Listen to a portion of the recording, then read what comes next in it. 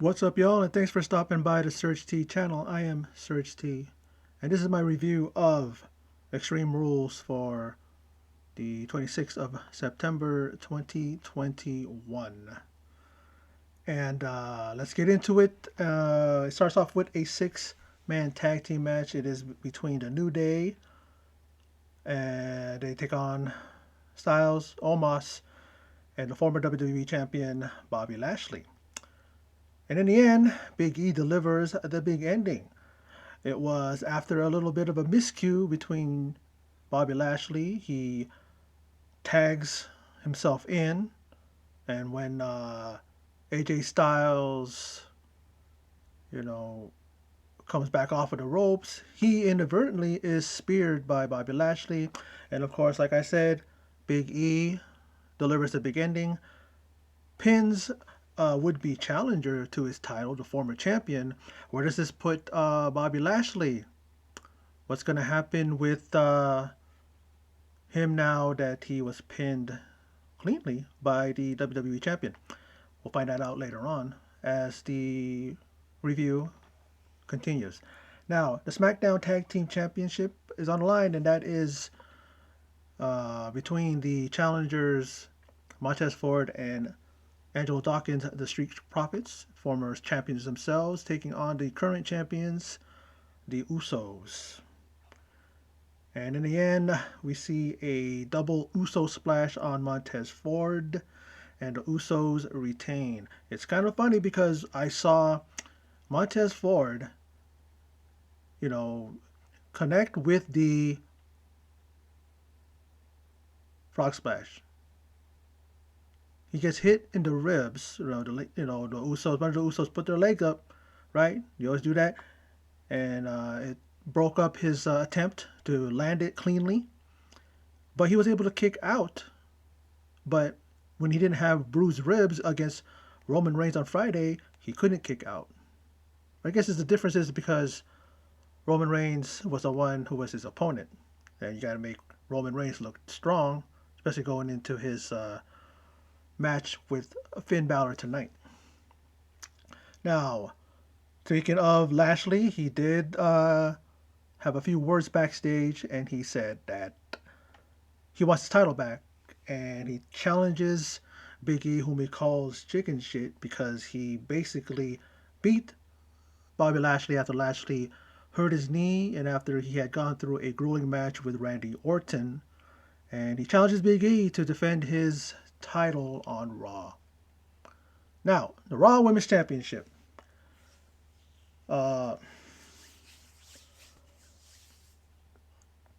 Isn't this pay-per-view Extreme Rules, right? And not Extreme Boredom?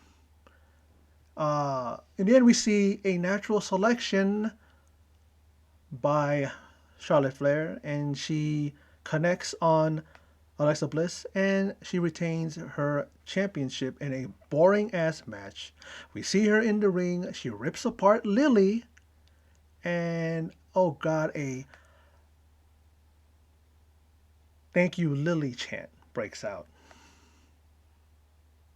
How cringy was this match? I mean, then we see Alexa Bliss, and I don't know if they're trying to make her look like she was seething mad and foaming at the mouth, right? You see that foam coming out of her mouth, and then she opens her mouth to scream as she's embracing, Lily like this and stuff. It took her forever to put her thing together so that she can do that. As she was first doing it in the ring, and then she was on the rampway with the remains of Lily, and then she screams and opens her mouth because she's so impassioned with pain and all that stuff, and we see a tablet clearly on her tongue. So apparently when she was probably behind the ring announcers, and she got up a little bit slowly, to see her beloved Lily, and then she probably, while she was under, she put an antacid tablet or whatever it is that causes it to foam.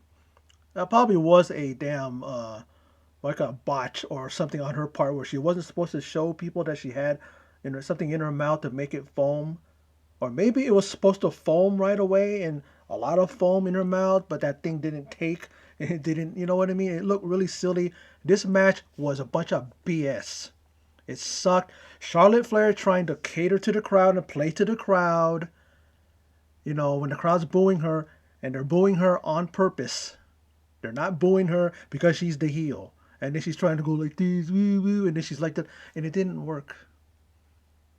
You'll see that it works in my review as I go on and you'll find out who it is that I say really did pull that off.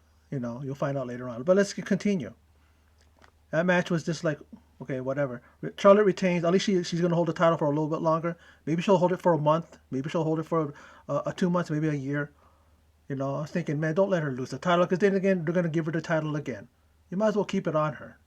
But you know, I've ranted and raved about her forever. But let's continue.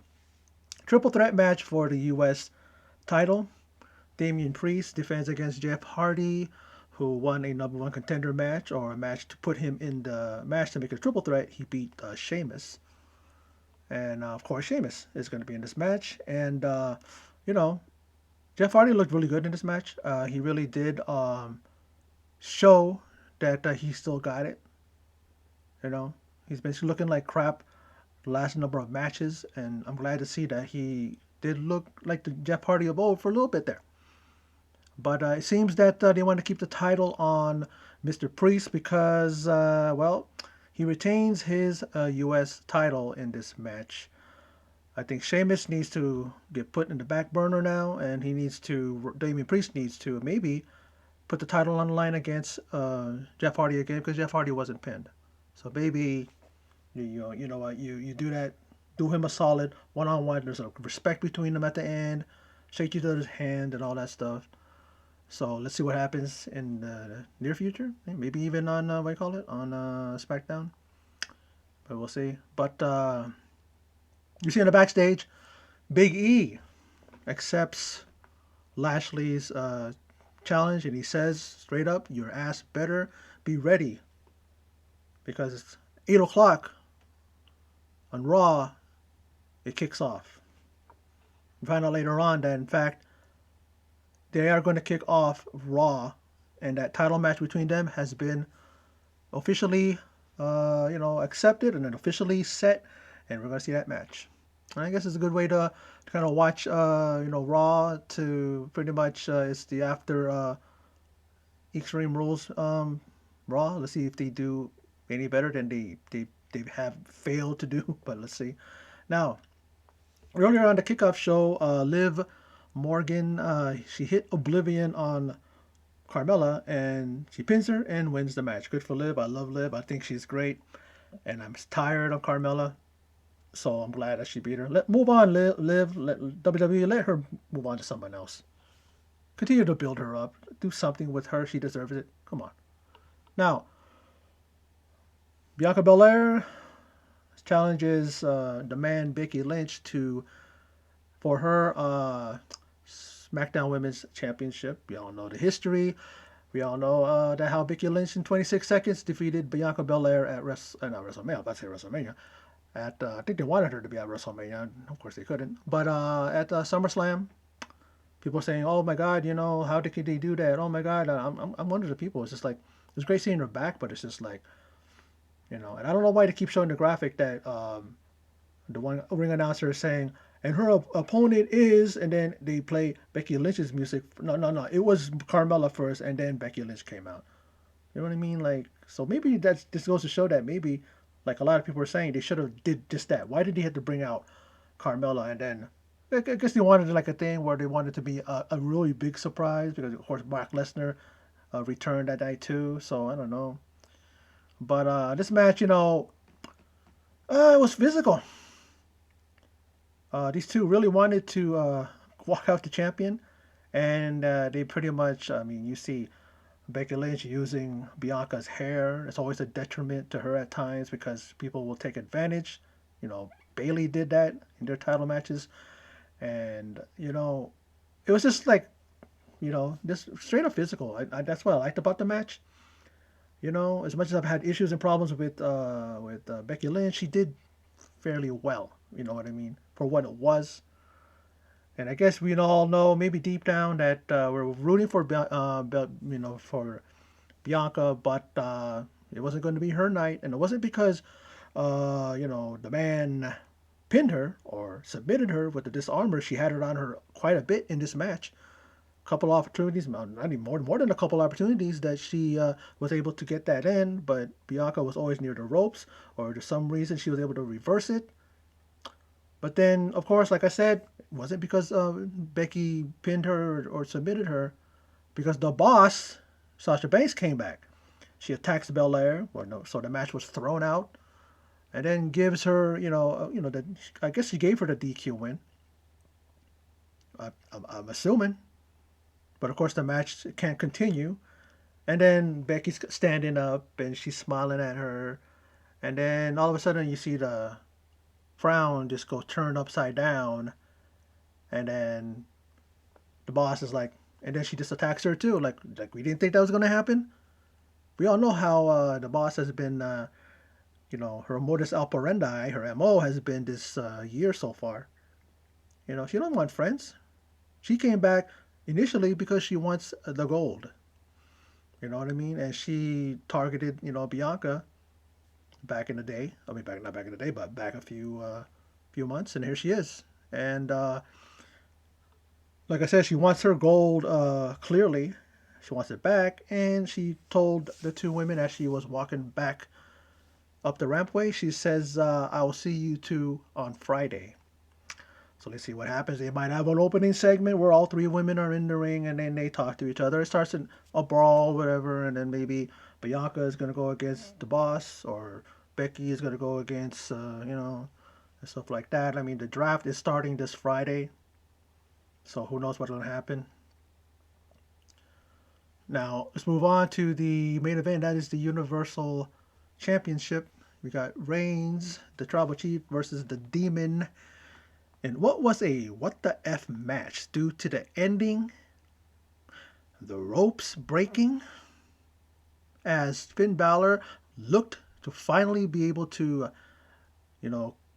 deliver the coup de grace and not have the Usos, who, when he did that and pinned Roman Reigns, he was definitely on his way to becoming the new champion.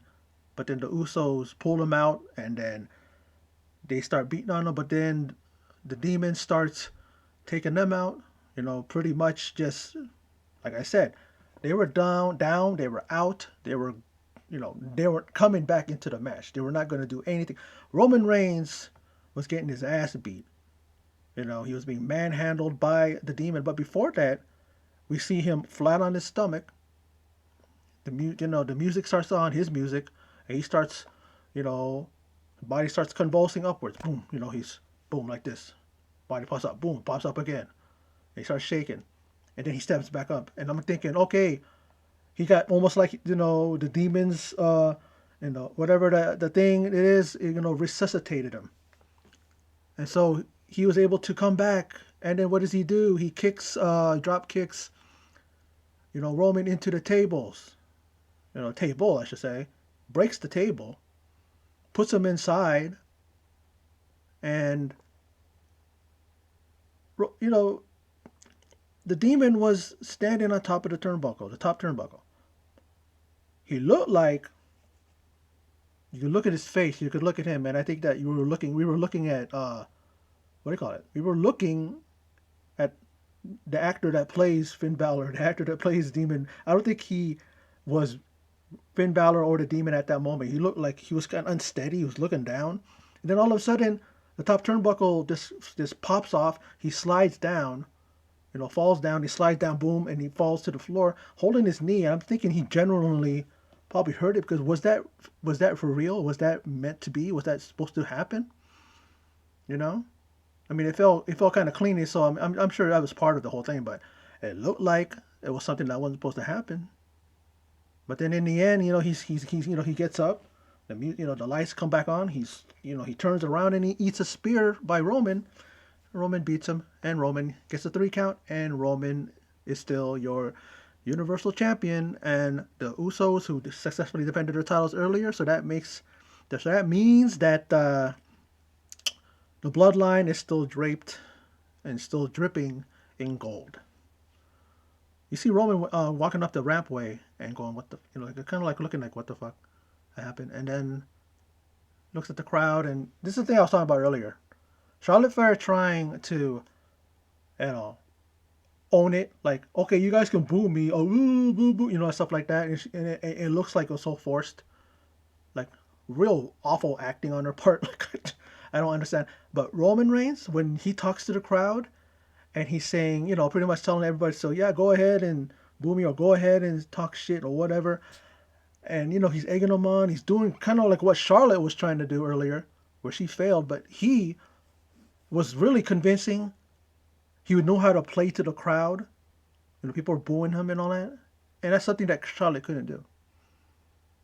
But this match was very physical. It was all over the place, of course, because it's a Extreme Rules match.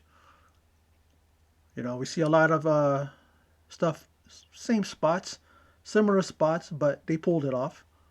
I hate the ending. I don't like the way that did, because they should have gave him the title. They should have gave Finn Balor the belt. My thing is, of what they should have did was they should have had a thing where, Finn Balor becomes the champion, and then Brock Lesnar and Reigns have a non-title match. Like I said, a grudge match. Like I've said that before. Just a regular grudge, straight up grudge match, just crown jewel. Brock Lesnar goes over fucking Reigns, and then he challenges Finn Balor, beats Finn Balor, and then I don't know, whatever next pay-per-view it is, or right after Crown Jewel, or whatever major pay-per-view. The only thing I could think about is SummerSlam. I mean, not SummerSlam, but Survivor Series. But Survivor Series is way up into November, but they could probably make it to where that's what's going to take place, where he challenges him for the championship. But I'm thinking that they're going to have a champion versus champion match, SmackDown versus Raw, right, in Survivor Series. But whatever other next pay-per-view, whatever after, like Brock would win it, and then Brock would then challenge. I mean, okay, what am I saying? Okay, I'm saying all over the place here, but let's say, like, okay, Finn Balor should have won, and then Roman Reigns faces Brock Lesnar at Crown Jewel for just a grudge match. Brock wins, and then whatever next pay per view, whatever, even on a Raw, it's rare for well, not Raw, but SmackDown, it's rare for Brock to wrestle on either brand. But whatever next opportunity he has, he challenges Finn Balor. He beats Finn Balor, and then like Survivor Series, actually, yeah, that could actually be those two. I mean, it doesn't necessarily have to be champion versus champion like they've been doing. They change it up often, but regardless of when or where, it's going to happen to where, Brock and him are going to fight for the battle for the Universal Championship. But I guess they wanted it to be a big thing. But I'll tell you this, I'm not watching Crown Jewel. I hate any of those pay-per-views that come from, either be from Riyadh, Saudi Arabia. I'm not watching any of those pay-per-views. People call it blood money. People call it, something like that. I call it being annoyed when I'm watching a damn thing and you see the royal family from Saudi Arabia sitting there on their fingers or sitting there on their hands. They could be less bothered by it. You know what I mean? It's like they couldn't care less. And when you see that watching a damn paper, it gets distracting. I tried watching it like a few years the first time they did this, and I'm looking like these guys really are bummers, man. They're really making it hard for me to watch the matches. And then this is going to be where Brock makes his triumphant return to the ring. He's going to be in Crown Jewel. I hate any of those pay-per-views that take place there because I'm just tired of seeing that damn royal family in the front row, or the familiar front row that we see on the camera view, and you're going to see them, and all they're going to do is just sit there like you don't give a fuck that they're there. You don't give a fuck about what's going on. The women that wrestle have to be completely clothed, looking like mummies. Like every part of them is like covered. Like, but that's WWE's thing. You gotta make their money. They gotta make their thing, right? They don't care about what do you call it, how it looks. But I don't know, man. I really was not entertained by Extreme Rules. I did feel that the Roman Reigns Balor match was the best match. Just didn't like the ending. All the theatrics, all of the stuff uh, that Finn Balor was doing, being resuscitated by the powers of the demon, and then he ends up that weird spot with the ropes breaking and the turnbuckle falling apart. And the way he fell down, the way he, that looked like he honestly probably hurt his knee. I'm sure he didn't. It was part of the whole thing, but why? That was a weird, what the fuck ending to what was a pretty, it was a decent match, you know. But out of all of the damn, what do you call it now here? Was there really anything good about this pay per view? Seriously, you know. The opening match, 6-man tag team match was fun. New Day versus Omos, Bobby Lashley, and Styles. Okay. SmackDown tag team match, you know, was okay. The Raw Women's Championship match was the one that took everything down. They discontinued the momentum, or the lack thereof, from that Friday Night SmackDown Alexa's Playground thing. This match was really badly paced. They really, it's almost like Alexa Bliss. She's very athletic and all that stuff, but she really, really did not put out her best in this match. Charlotte, whatever, she's always whatever, however she is, and it's getting old. Especially trying to pander to the crowd, it really did not work. She's trying to own it, but no, it's like, you know. And the triple threat match, okay, it was okay, you know. Bianca Belair versus the Man, Becky Lynch, it was on the road to being a very, very good match. And then the boss comes back, and then I guess they got to put her in somehow to let her be known that she's back and she wants the championship. Okay, and then the Universal Championship, like I said, probably the best match of the evening, but at the same time, a what the fuck ending and a weird way to end that, and really the wrong way to book that. The demon, all the stuff that he's doing, all the theatrics, and he loses, all because of a damn malfunctioning, top, ropes and turnbuckle. He gets speared, and then that's it. Thanks for coming, demon. Don't come back until go back into the go back into Finn Balor's deeper recesses of his brain. Stay there until he gets back into a corner again. Then you can come out. You know what I mean? Like, but anyway, not bad, but not good either. Out of 10, I would say 5.5. I mean, you know what I mean? Like it's, you know what I mean? 2.5 maybe out of 5 stars. Maybe a C minus. You know. You know, like I said, I mean, Extreme Rules. Like one match was Extreme Rules. Extreme Rules. You should be able to do all kinds of things. No holds barred match, a cage match, of course, an Extreme Rules match. Shouldn't every match have a stipulation because it's Extreme Rules? It's a special pay per view. It's not a Raw. It's not a SmackDown. You know, sooner or later, at least they haven't been doing that yet with tables, ladders, and chairs match. I mean, the tables, ladders, and chairs pay per view. At least it hasn't been reduced to like only having a table match in the main event. You at least have chair match. You at least have tables match. At least you have a ladders match. But this thing only one Extreme Rules match, only one type of match that should be included in a Extreme Rules pay per view. If you're gonna do it like this, just don't have the pay per view. Replace it with something else, with another pay per view, another pay per view that you haven't done in some time. Bring it back. But Backlash, you don't do that no more, right? Why don't you just do Backlash?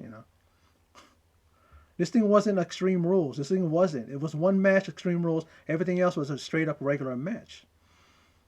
But yeah, I can complain all I want, but WWE ain't gonna listen to us. They never do. It's what they want.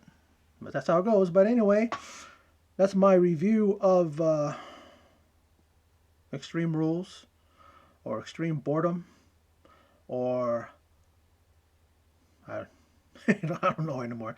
I can't. It's extreme. It was Extreme Boredom pretty much because man, there's no excitement, no Extreme Rules matches any kind of different stipulations. Just one Extreme Rules match. But I'll keep going around the same thing and keep bringing the same thing up. But yeah. But that's my video. So for those of you who stopped by and checked it out, I appreciate it. And in closing, as always, take care. Did you hear me? I said take care. I don't think I said take care clearly. But take care.